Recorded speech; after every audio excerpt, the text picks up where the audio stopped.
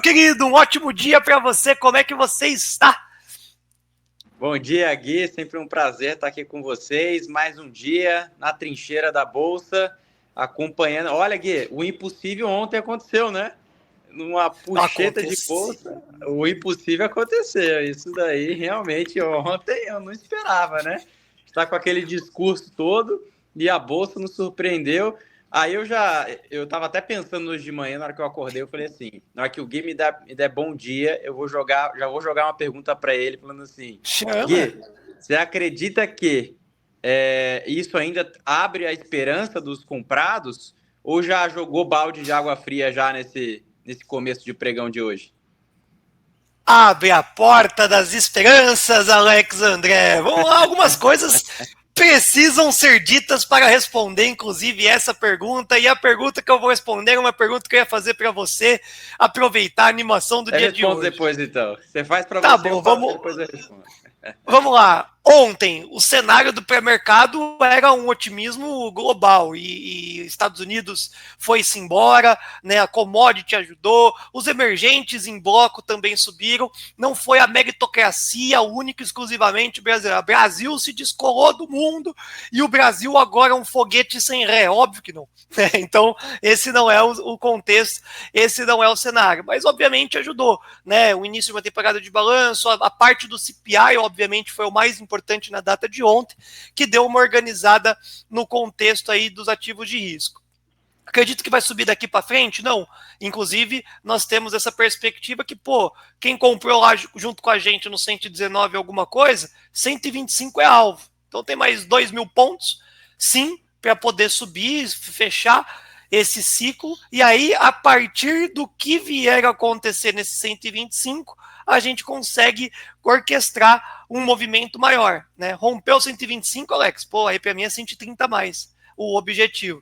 Bateu e começou a fraquejar, não tem o que fazer, a gente só vai conseguir obter uma ponta compradora aqui quando tiver essa queda no nossos juros, a temporada de balanço também sinalizando que as empresas conseguiram se organizar. Então, para o trader, né, vamos responder de duas formas. Para o trader, cara, tem a responsabilidade, coloca dinheiro no bolso, não tenta ficar fazendo história.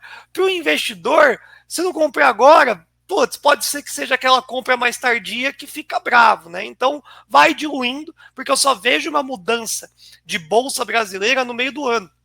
Porque daí a gente já tem balanço, já tem Trump assumindo, já tem o cenário dos balanços aqui brasileiro, e o que vai chamar atenção, né? Se bancão conseguiu, como é que ficou China e commodities, a história muda, não vira algo especulativo. O que mais chamou atenção no nosso universo, no nosso mercado, acabou sendo o vídeo do Nicolas. O quanto que o vídeo do Nicolas fez preço, né? Porque ontem nós estávamos acompanhando a alta que os emergentes estavam tendo e, saiu a revogação ali do Pix, teve mais de 1.500 pontos para cima em linha reta depois desse movimento do governo. Então eu acho que teve um mix ontem sim, então a galera ficou me zoando aqui, que eu falei, não vai falar que foi o Nicolas que fez subir a bolsa. E não era demérito acima do Nicolas, era porque existia um contexto macro muito maior. Porém o Nicolas, né, humildemente obrigado aí, vídeo, 200 milhões de visualizações, né? Todo brasileiro praticamente conseguiu assistir aí o vídeo e mostra que não um enfraquecimento do governo, mas que não vai fazer o que quer, né? Então acho que isso foi o contexto que deu uma ajudada.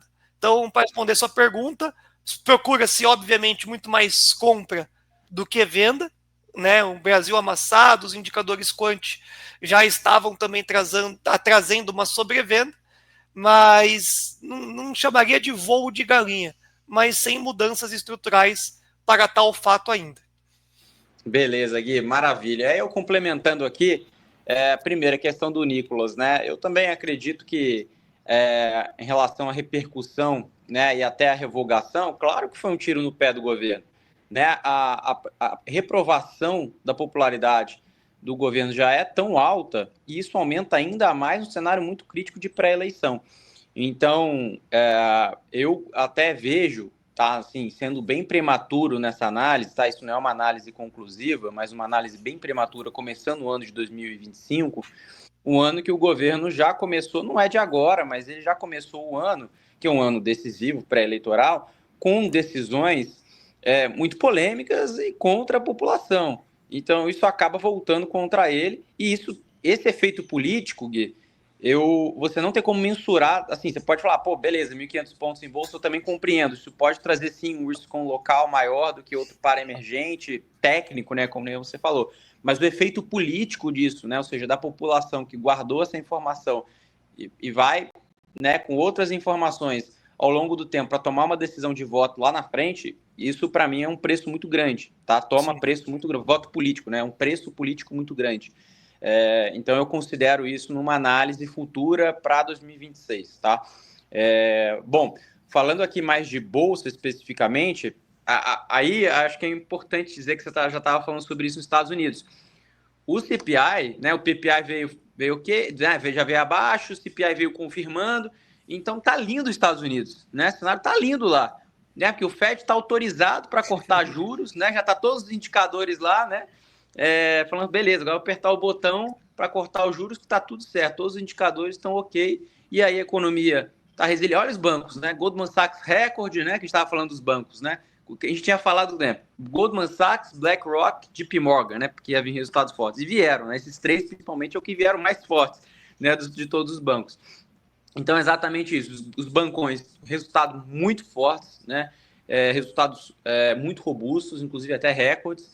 Então, isso mostra uma capacidade, uma resiliência da economia americana e uma inflação que não preocupa. Então, o cenário de ambiente de investimento nos Estados Unidos está lindo, né, Gui?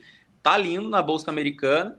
Então, até agora, o começo desse ano, claro que Trump, lógico, é a grande incógnita para esse ano, né? Quais serão as medidas de Trump? Claro que eu compreendo com você, Gui. Trump é pró-negócio, pró-bolsa, né? Pró-business, pró-Estados Unidos, né? Isso eu também coloco na conta que isso pode fazer, sim, o índice subir até com efeito Trump, e grande parte disso não foi precificado. Mas o que a gente já tem de economia, tirando política, economia, esse ano os Estados Unidos tende a ser um ano muito bom, tá? Pelo menos o que está sendo construído agora no começo desse ano. Resultados corporativos, inflação controlada, crescimento econômico robusto. Então, todos os ingredientes estão bem equacionados nos Estados Unidos, tá? Por outro lado, quando a gente fala aqui no Brasil, como você falou, né? As bolsas americanas acaba contaminando tudo, né? Commodity. Ontem foi um dia bem atípico. E aqui no Brasil é aquele dia que o pessoal vem me perguntar exatamente isso, né, Gui? Foi a pergunta que eu te fiz. Porque para mim nada mudou de novo. E não é que eu sou pessimista, né? Porque nós fomos puxados por um cenário externo, né? Basicamente alguém que começou a comprar a gente aqui, né, por uma questão de cenário macro externo. Então é aquilo aí. Quando alguém vier muito otimista para o Brasil, desde ontem para hoje, eu falo assim, ó, peraí, olha o resultado das bolsas globais aqui. Dá uma olhada, né? Veja quanto que performaram as bolsas globais para você entender o tamanho dessa assimetria aqui, Gui. Não, sensacional. A gente tem 3 assuntos importantes. Hoje a gente talvez até deu uma estendida, mas eu lembrei, eu fui assistir um jogo de futebol do meu filho, cara, não vai ter como não falar. E teve uma cobrança de falta. Teve uma cobrança de falta que um menino ficou encostado na trave, cara. Ele ficou encostado na trave. Aí, pô, de criança, né? 6, 7 anos de idade, a bola subiu, todo mundo ficou meio perdido, passou pelo goleiro, o menino que estava na trave, a única coisa que ele teve que fazer foi empurrar a bola pro gol. E o jogo foi 2-1, ou seja, o mérito é totalmente desse menino que acabou colocando a bola para dentro do gol, porque senão seria 1-1, teria o empate. Então o Brasil ontem, pessoal, estava quieto na trave, correndo sem saber o lado que tinha que correr, onde que marcava o gol, tava do lado da trave e empurrou para dentro do gol, comemora, é isso, venceu, que bom, né, que foi essa aula. Se é gol de mão, né, que seja, importante que é gol, né. Mas quando for enfrentar a Alemanha, se não tiver uma tática boa ali, toma um 7-1 e fica esquisito. Então vamos comemorar a vitória de ontem, mas não cantar a vitória do campeonato, porque ganhou ainda jogo, tem muita coisa. Vamos lá, não teve como não passar por essa. Alex, vamos lá. Continuando rapidamente com os Estados Unidos. Temporada de balanço, show de bola. Começamos com os bancões, mas vamos fazer o adendo para a nossa audiência, que inclusive é bem rotativa. não tem também campeonato de marcado lá. Techs continua sendo a preocupação desse quarto trimestre de 2024? Ou você revisita a tese de alguma forma? Maravilha. Techs continua sendo uma dúvida. Todo trimestre é uma dúvida, porque o mercado não sabe o tamanho. E a real é essa, tá, pessoal? Você pode ler vários papers de diversos bancos, mas a real é que ninguém sabe o tamanho do ritmo de crescimento de earnings dessas techs, tá? Porque o mercado está olhando muito o ritmo de crescimento de earnings aqui, tá? Então, assim, se vai crescer, não vai? Não, vai ter crescimento. Isso é muito difícil a gente entender que não vai ter crescimento. Mas o mercado, a gente tem que entender que ele paga o ritmo de crescimento a valor presente. O mercado está pagando um ritmo de crescimento de lucro muito forte. Então, por isso que entra em dúvida. Um ponto interessante, quando a gente vai começar a olhar para as techs, é basicamente um movimento que sempre é questionado, mas nunca aconteceu, pelo menos de uma forma estrutural nos Estados Unidos até agora, que é um movimento de rotation, né? Um movimento de rotação dos setores. Ou seja, por exemplo, os próprios bancos, empresas, né, varejo, enfim, empresas mais locais, etc., todas essas empresas que a gente chama, até as empresas do Dow Jones, né? O pessoal sempre fala ali, né? O S&P, Dow Jones, né? A gente consegue ver essa simetria, né? Quanto que teve de crescimento no S&P vis-a-vis do Dow Jones. A gente sabe que tem ali um gap interessante e o mercado nunca pagou por esse rotation, né? Essa rotação de carteira. Até porque até agora o mercado está acreditando muito em tech. Grande parte dos estrategistas lá fora tem colocado essa rotação como uma teoria assim, do portfólio de uma forma mais eficiente, que seja feita de uma forma gradual. O que significa? Olha, eu não sei quando isso vai acontecer, mas os ativos tradicionais, né? Ou seja, tirando as techs, a gente está falando aqui dos bancos, as empresas de utilities, né? As grandes empresas, as farmacêuticas, por exemplo, as petroleiras, enfim, tem várias empresas que estão com múltiplos muito bons, né? Ou seja, múltiplos descontados, e ainda o mercado não pagou um crescimento, um múltiplo que seja até próximo da média histórica, enfim, desvio padrão. Você pode utilizar a métrica que você for utilizar, e você pegar uma tech, ela está totalmente descolada, está muito mais cara do que a média histórica. Então, o que os estrategistas dos Estados Unidos estão dizendo é basicamente o seguinte: vamos tentar fazer uma recomposição, não rotation de uma forma total, vamos vender tudo de Apple, tudo de Nvidia, tudo de Amazon, Microsoft, não é isso. Mas comece a fazer isso de uma forma gradual, até porque você vai estar pagando bons múltiplos. São empresas conhecidas como pagadoras de dividendos, ao contrário de empresas de tecnologia, né? Que tem uma outra característica. Então, acabam tendo isso que eu tenho lido. Ninguém entende essa direção de fato, o momento, né? Mas a trend, né? Ou seja, a tendência da Bolsa Americana para esse ano tende a ser positivo, né? Exceto, claro, se nós tivermos aí um grande Armagedon nas techs. Algo que ninguém está falando isso hoje. Né? Então, assim, por exemplo, aí dá um downgrade aí de lucro e as próprias empresas vierem em call, né, dos resultados, disseram que a demanda está diminuindo, né, enfim, por questões tanto de AI quanto de hardware, enfim, por vários motivos. Aí sim o mercado vai penalizar e vai pegar pesado, e aí vai ser aquela bola de neve, uma atrás da outra. Não é isso que o mercado está colocando na conta, muito pelo contrário. Se você olhar aí os press releases dos últimos tris até o momento, todos estão desenhando 2025 de crescimento, tá? Então eu não vejo uma mudança de rota, pelo menos assim, tanto no curto prazo. Excelente, Alex. Então, viveremos para crer, né? E coberturas especiais, tá, pessoal? A gente vai fazer uma cobertura especial pela primeira vez no mercado internacional para as techs, porque é o que está mais evidenciando que pode mudar alguma trajetória do que a gente está acompanhando. Então, muito importante, trazendo aí esse cenário do início da temporada de balanço americana, pé direito, animando o mundo como um todo, mas atenção forte, inclusive, para as techs, porque o Alex acabou de explicar, é um Armagedon realmente, tá? Ninguém consegue pautar os dados macro e os dados fundamentalistas, fala, pô, qual é? Não faz sentido comprar aqui, aí a ação sobe mais 20%. Desse momento que um analista coloca que o fundamento esticou, sobe mais 20%. Aí abre o FOMO, né? E aí todo mundo quer embarcar, consegue ainda ganhar um dinheirinho, mas em algum momento sempre a conta vai chegar, né? A gente tem um discurso aqui do nada subirás ou cairás em linha reta, então tem que ficar muito ligeiro com essa parte das techs e a gente vai fazer essa cobertura especial. E aí, Alex, para trazer o final do pensamento do dia de hoje, IBCBR desacelerando, né? O cenário aí de aperto inflacionário, é isso mesmo? Tu acredita? O que está rolando com esse BCBR, que pouco fez preço, inclusive, na data de hoje? Exatamente, Gui. Ótima pergunta em relação ao IBCBR. O mercado já colocava em perspectiva um crescimento mais pífio para esse ano, porque o juro já está alto, vai subir ainda mais, a inflação já está alta. Como que isso vai traduzir em crescimento muito forte? Até porque é o seguinte, vamos lá, o mercado fala aquela palavra em inglês bonita, que é worst case scenario, que é o pior cenário possível no modelo, né? Então ele coloca lá aquela modelagem, o melhor cenário, o pior cenário. Você pegar o pior cenário do XP, do BTG, enfim, dos principais bancos, quanto que eles estão falando de PIB para esse ano? 1%? Vamos colocar aí na conta 1% de crescimento de PIB para esse ano.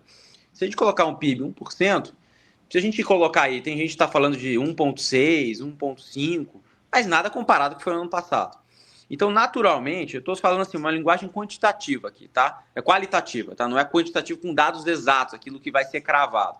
Não, até porque nem é que eu quero colocar minha mão no fogo, nem é isso. É uma questão de sensibilidade aqui na questão do IBCBR de hoje. Gente, já é natural que o mercado já saiba que a gente vai ter que ter um aperto monetário ainda maior no Brasil. Sabendo disso, se nós não temos uma... Vamos lá, são os legos, né, que vão se encaixando. A gente tem um lego aqui, que é os juros. Ele vai subir ainda mais. É um fator dificultoso para crescimento econômico. O outro lego aqui é a inflação. O que precisa do outro lado aqui para compensar, para as peças se encaixarem, para o crescimento ser saudável? O fiscal. Porque na hora que nós tivermos um fiscal, né, de uma forma mais austera, mais visível, né, que o mercado consiga precificar isso, aí realmente os juros e a inflação, né, a inflação implícita, os juros futuros, ele começa a comportar, isso se casa, aí o crescimento vem naturalmente ao longo do tempo.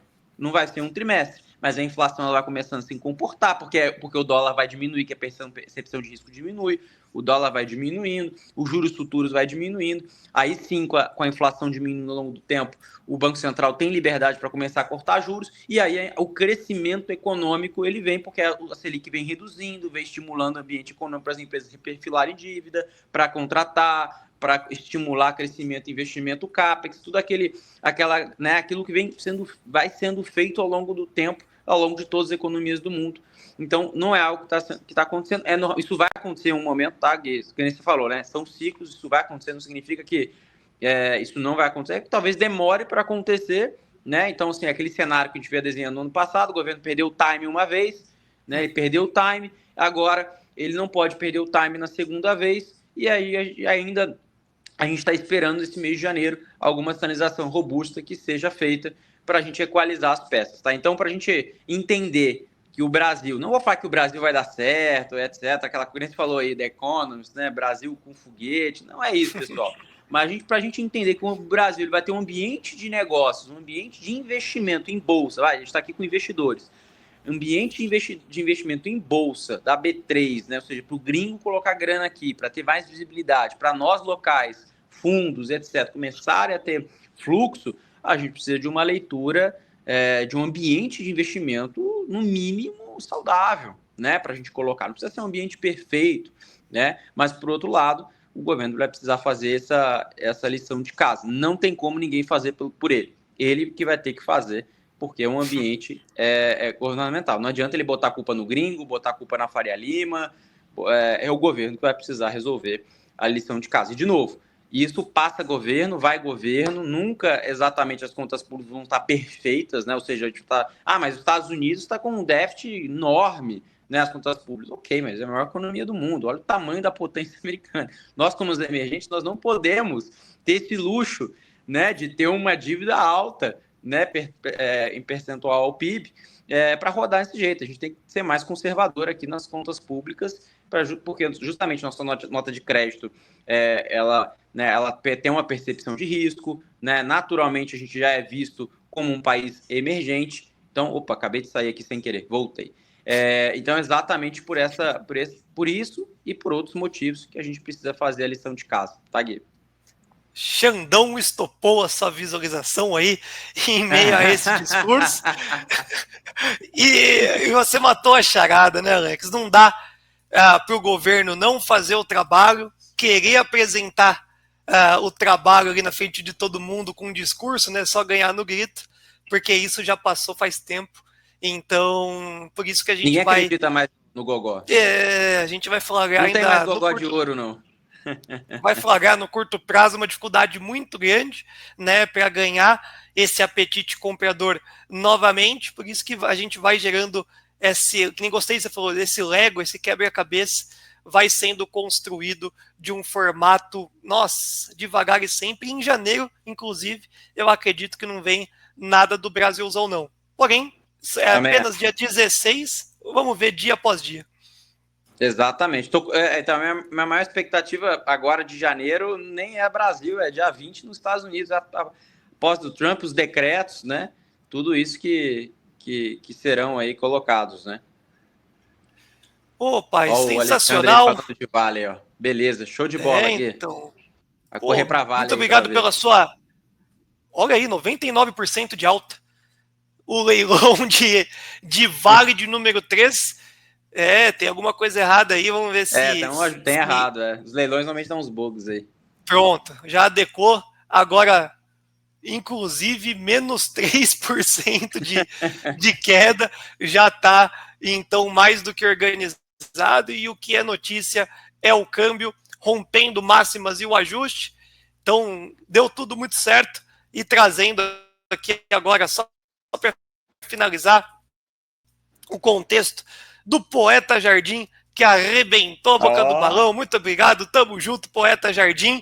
E ninguém vai te julgar não, Carlão. Muito pelo contrário, bateu a meta na compra do dólar. A gente estava falando aí entre 6009, tudo ali para baixo, gerando uma comprinha sensacional ao Carlão. Parabéns, batendo meta na comprinha do dólar. É isso, o importante é fazer a sua, viu, pai? Tamo junto, Alex. Destaque final, porque o Gerson PhD, que vai falar sobre cripto e também um pouquinho sobre Donald Trump, já está nos bastidores. Então Trump, vamos deixar com ele aqui, que eu tô curioso para saber também. Mas o ponto interessante, vemos o varejo, acho que é importante lá nos Estados Unidos, vamos ver aí como vai ser o trend de dados micro lá. Vale acompanhar dado a dado. E, por outro lado, mandar um abraço para esse grande Gerson. O Gerson o cara extremamente bravo, PhD, inteligente pra caramba, quant. Esse cara aí é papo cabeça pra caramba. Mandar um abraço pro Gerson aí, o pessoal vai gostar pra caramba do bate-papo dele. E aí, cara, o pior de falar com o Gerson é o seguinte, porque você fica cada vez mais arrependido porque você não comprou cripto, cara. Porque toda vez que você encontra com ele fala assim, cara, eu tô comprando cripto, tô comprando cripto. Ele deve ser um dos caras mais ricos aqui da Faria Lima agora, porque o cara só comprou cripto, mas o cara é inteligente pra caramba. Gui, um abração aí, boa condição de live aí, você é o cara nota 1000, abração pra todo mundo que nos acompanha e vamos seguindo aí acompanhando o mercado. Valeu. Valeu, porque vai ser na velocidade da Flash Click. Botei uma camisa e passei gel no cabelo para falar com o Gerson, então vamos trazer ele aqui logo após os comerciais. Valeu, Alex, tamo junto! Para o trader, cada segundo importa. A XP sabe disso. Por isso estamos ainda mais velozes. Com menos tempo de resposta para você estar sempre à frente. Day Trade de alta performance. Aqui, a união dos seus resultados com a nossa tecnologia coloca você na liderança das operações. Flash Click.